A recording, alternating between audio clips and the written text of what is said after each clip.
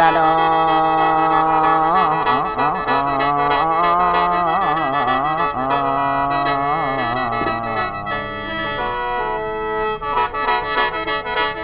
ละองค์ตรงเอ้ยแก้มอายองค์ตรง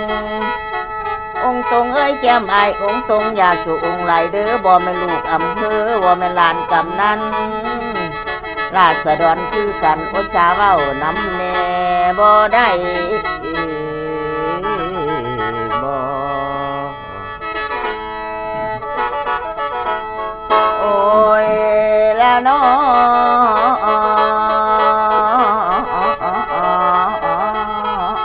มอมคุณ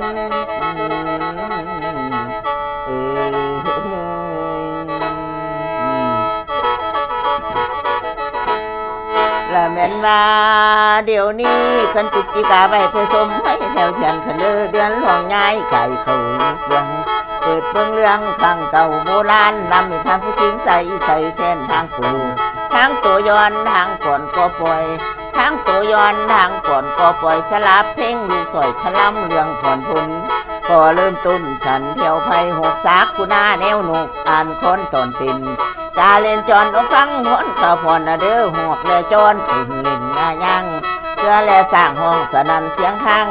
ล้างตูเด็ดมูกระทาขันถาสักกุณามันลองพี่เขาท้องลองสั่งขอเสียพี่หนุกร้องท้องขันพร้อมกันเขาท้องคันเสียงสนั่นกลางไผ่เขาท้องคันเสียงสนั่นกลางไผ่ข่ายกับเสียงใสใจโอร้องส่งยามเดินพัดจิ้งเพื่อนดิฉันให้วันเขาคันหากระทาท้องเก่งแต่นกสะสัดพิสอดดวงเอาคุณทำคุณแตกจุนนกปากระทาขันจังมาฟันถึงชายผู้ที่เคยจ่าตานหวังฟันตินโอเห็นแล่นมันแล่นเหนือแม่แล่นขึ้นไม่เห็นไก่บ่ไก่นั้นหมูไก่เห็นไก่บินไก่นั่นหมูไก่เห็นไก่บินไก่จังมาสิหาไล่ข้างละบางทางตุ่นทางทางเดินดันสันจอดนอนเราแสนสุกาสุขเสาโอเพ่งลองความใจฉันเดินไผ่แสนเปี่ยวกุราโอสมศักกุนาเราลงกลางไผ่ในไผ่กวางเห็นกวางเป็นหมูมีแต่หมูเทียนเท่าเราพี่อ้วนดังตอนเราพี่อ้วนดังตอน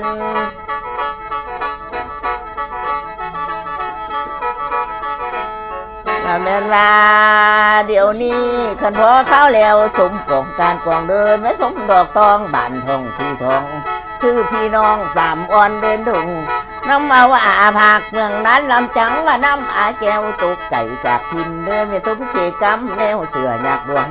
ทำกุกกวางหอมดอกกลางของสีหูทั้งสังทองป่าพุ่งดงโอพอเข้าแล้วตีโกงดังยองสินใช้นาดน้องส้มน้ำสินบาทนมน้ำนั่นไปยังเมคงค่าพากันพักนางป่องค่อยจองขันมองดูสร้างกินสร้างในเราตื่นเต้นพี่ลูกเศร้าสามหน่อยค่อยไปถามป้าไม่ไก่เล่าไก่เหวอันพอเมื่อขันเดินเร็วเดินไว้พองคอยลงคอย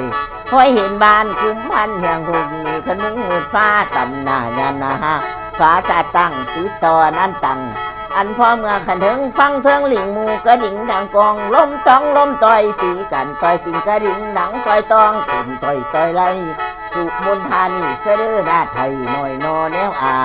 จากคำเข็งยามาล่วงโลไทยมานี่ขันจ้าคำตานเก่าหรือว่าเชิญนอนเท้าส้มเหลวไก่นี่ส้มเหลวไก่นี่โอ้ยสีล่างจังแค้นจังทางลมพอนั้นแหล